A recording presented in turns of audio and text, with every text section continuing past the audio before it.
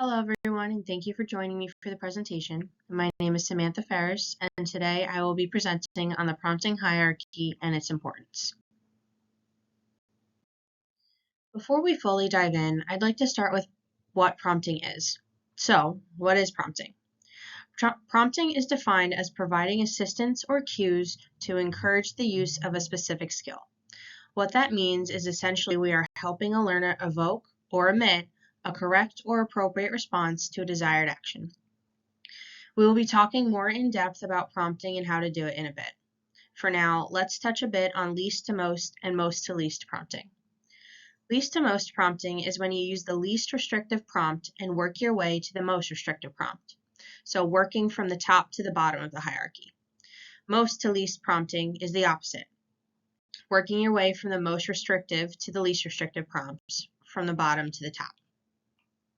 Here we will discover what the prompting hierarchy really is. So for the sake of considering them two different prompts, we have physical broken down into full and partial. You will see on most data sheets that they are already separated like in this visual, but there are 6 types of prompts: physical, model, gestural, verbal, visual, and independent. Full physical is the most restrictive prompt, and the goal is to always work your way to independent. We go to work every day to put ourselves out of a job. With every skill taught, we want our learner to be independent. A full physical prompt takes a hand-over-hand approach. You take your learner's hands to fully guide them through the task or to the correct answer for discrete trial training purposes. Partial physical would encompass a gentle hand placement at the elbow or forearm to guide the learner through the task. Modeling is when we complete the task or omit the correct answer for our learner so they can complete it after. Gestural includes orienting the learner to look at the stimulus that would cue the client to begin a task or pointing to it yourself. Verbal is just that. I want my learner to wash their hands. I say, wash your hands. If the full direction does not work, I could say, turn on the water, get soap, and so on. Visual uses pictures to prompt the client. So instead of saying, wash your hands, there would be a picture of a child washing their hands next to the sink to prompt them to do so. And finally, independent.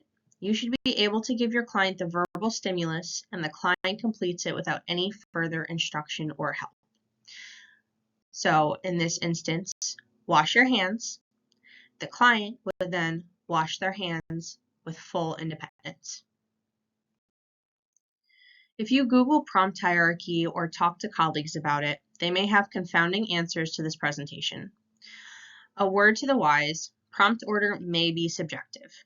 My advice is to always use your instincts and use research if you can to help aid you in using prompts. This could be from a book, a podcast, or a scholarly article. Always keep in mind what your learner needs and go from there. As discussed before, use the least restrictive prompt for your learner. If they can emit the desired response with a verbal cue, do not start with a physical prompt. Meet your learner where they are and expand from there. Now we will discuss why do we prompt and how do we prompt. Prompting is a form of helping.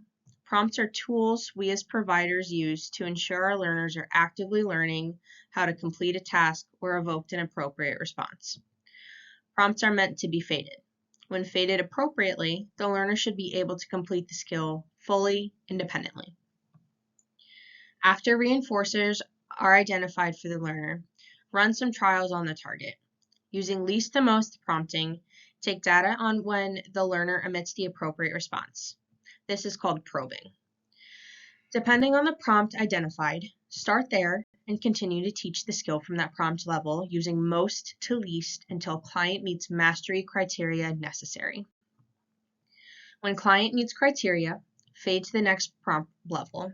Repeat steps until independence is reached. Before we end, let's do a quick review of key points. Prompting provides assistance or cues to help a learner complete a task or evoke a desired response.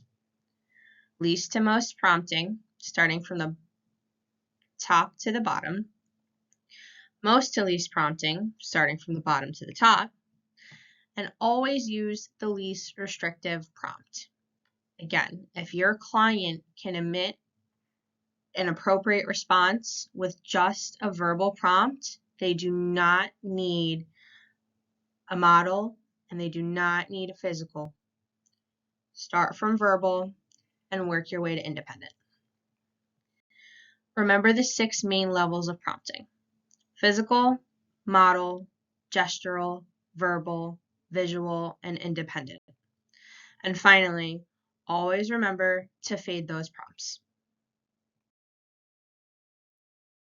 Thank you so much for joining me today, and I hope you enjoyed this presentation.